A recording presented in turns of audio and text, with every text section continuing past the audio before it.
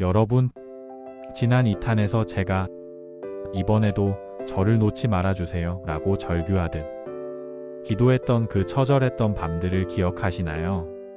끝이 보이지 않던 어둠 속에서 오직 주님의 옷자락만 붙잡고 버텼던 그 긴 밤들이 지나고 나니 제 영혼에도 조금씩 아침이 밝아오기 시작했습니다.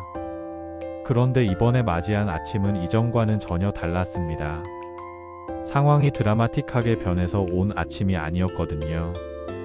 건강은 여전히 저를 괴롭히고 관계의 흉터는 시시때때로 쓰라리며 사역의 자리는 여전히 폭풍 한가운데 놓인 돛담배 같습니다. 하지만 그 폭풍 후 한복판에서 저는 이전에 알지 못했던 묘한 평안을 만났습니다. 그건 병이나 문제가 해결되어서 얻은 안도감이 아니라 그 모든 고통보다 훨씬 더 거대한 주님의 사랑이 저를 완전히 에워싸고 있다는 서늘하리만큼 선명한 감각이었습니다. 이전에 저는 고난이 올 때마다 하나님께 따져 묻기에 바빴습니다.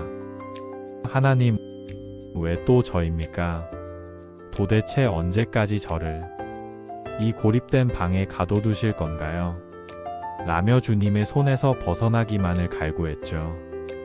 하지만 어느 순간부터 제 입술의 질문이 사라지기 시작했습니다. 대신 그 자리에 오직 주님만이 채울 수 있는 깊은 고요가 들어왔습니다. 고난이라는 이름에 짙은 어둠이 저와 세상을 차단해버리자 역설적으로 그 적막 속에서 주님의 숨소리가 더 크게 들리기 시작한 것입니다.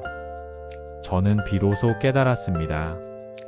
하나님께서 저를 이 아픈 밤으로 밀어넣으신 이유는 저를 벌주기 위함이 아니라 세상의 모든 소음을 끄고 오직 당신과 나만의 미러를 나누기 위한 초대였다는 사실을요.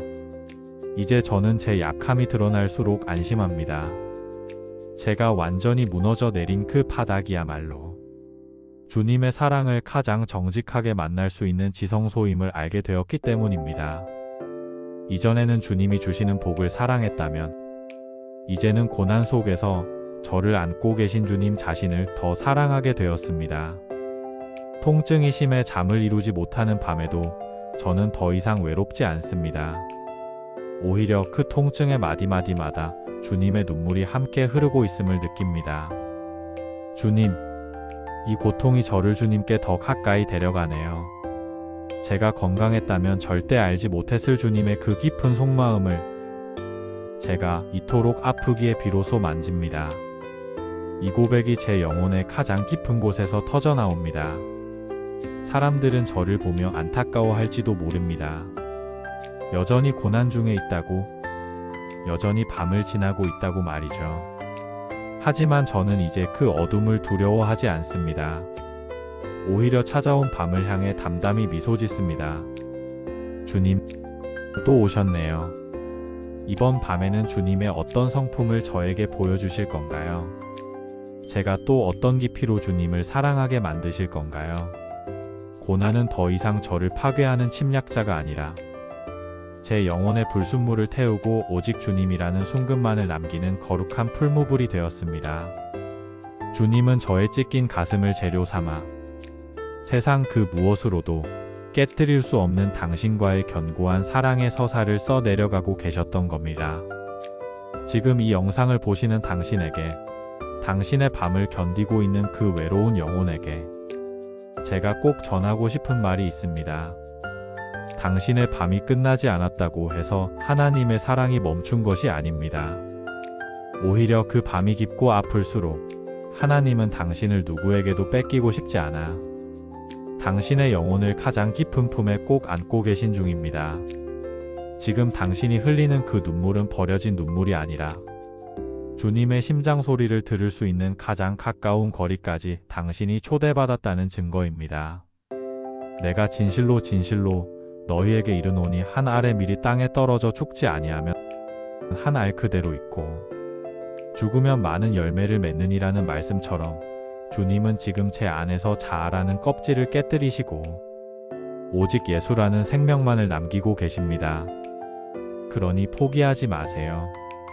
소리내어 울어도 되고 지쳐 쓰러져도 괜찮습니다.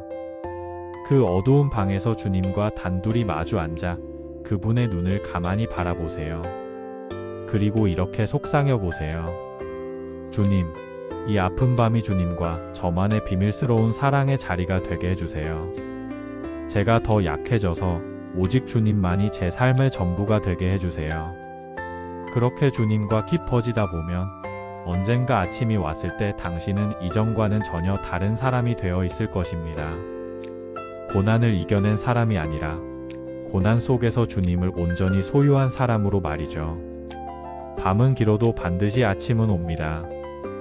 하지만 그 밤을 주님과 단둘이 보낸 영혼에게 아침은 단순히 해가 뜨는 시간이 아니라 영원히 시들지 않는 주님의 사랑 안에서 다시 태어나는 순간일 것입니다. 하나님은 지금도 당신의 아픔 한복판에서 당신과 더 깊이 사랑하길 원하십니다. 정말입니다. 주님은 단 한순간도 당신을 그 어둠 속에 혼자 두지 않으십니다.